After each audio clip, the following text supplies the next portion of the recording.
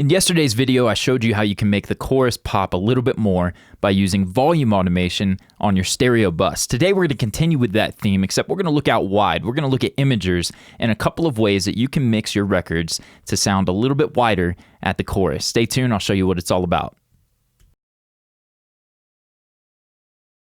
Hey, what's up, friends? Welcome back to the Mix Academy. I'm David Glenn with davidglennrecording.com and themixacademy.com. If you haven't yet, I've got a link in the description below that'll take you to a free mix training bundle that's going to include my exact mix template, no gimmick, it's my exact template, instructions on how to use it, why I route things the way that I do, free multi-tracks, all kinds of freebies there.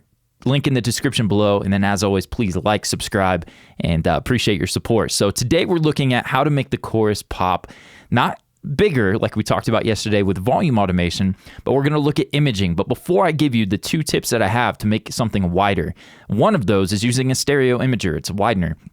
But there's some do's and don'ts with that, or some things to do and some things you may not want to do. I won't say maybe it's okay to break the rules sometimes. But for the sake of trying to stick to under 2 minutes, not going to do it today, guys. We're going to have to give a little bit of a background to my routing and why I route things the way that I do. It's going to be brief. If you want to see more, definitely check out the freebies below. We talked about it in my mix template series. But you'll see here, I've got the tracks for this mix all set up. I don't care if you route with your drums up top or bottom, whatever. But I have my drums up top, then I follow through to percussion, transitional sounds, then I go to my bass, low end elements, and then I'm a guitar player, so acoustics, electrics, those things come first, excuse me, before keys, synth, brass, anything like that, strings at the bottom, then transitions to vocals. All right. That being said, each of those tracks goes to what I call, and I got to give credit where it's due, I picked this up from Dave Pensato years ago, the all buses. I don't know that he calls them that, but I've called them that. So you've got all vocals. I don't care if it's background vocals, special effect vocals, lead vocals. They make their way to all vocals. Then I've got, in this case, we had beat production and live drums. So I broke out my all drums bus into two. I've got beat production for the kick, 808 snare, that kind of rhythm stuff. And then I had a parallel bus that I didn't end up using for them. And then I had all drums for the live drums that come out at the big bridge and the big explosion at the end. Moving on, we've got the low end bus here. That's going to be for bass drops, 808 sub drops, bass guitar, anything like that is going to go into low end. Then we move on, and what's important for this technique is the all music bus and the fact that it's broken out separate. This is going to be my guitars, my keys, my synths, pads, anything that's not pretty much drums, bass, vocals, or special effects is going to go here to the all music, and that's what we're going to get to. For the sake of being, all inclusive here, the high end is going to be hat, ride, overheads, those things that I don't want compressed. Failed to mention that, but I don't like the hat, ride, overheads, and room mics to go to all drums. I like to compress the shells of the kit separate from, but we'll do that for another video. And then all effects, modulation, delay, reverb, etc. So what's important for this tutorial? For the main tip that I've got for you, you can see here by putting an imager, I'm using the isotope ozone. Let me slow down a bit. Hey man, trying to get these 2 minute tips in is tough. But I've got the isotope ozone 7. I'm behind the times and need to upgrade to 8. But I've got 40% across the board. And I'm not afraid to do that on this all music bus because it doesn't smear. This is important. It doesn't smear the kick, the bass, the low end, the center stuff, all that good stuff down the middle. It's not going to spread it or smear it like it would if I threw an imager on my stereo bus down here. If I threw it down here, you may feel a little bit of something that doesn't feel so good. Maybe every now and then it feels great and you like it, but I'm going to just go on a limb and say that most of you are going to prefer not to smear your bass or your kick or a vocal unless you want to do that at the track level. So for me, I go to the all music bus and I'm going to go ahead and I'll push this out. You can see that's quite a bit. It's 40% for the whole song. Now, you come out here, I tend to do this at the chorus. So yesterday's video, we talked about pulling up the pre-chorus half a dB and then going up back to that full dB, back to 0 with volume automation.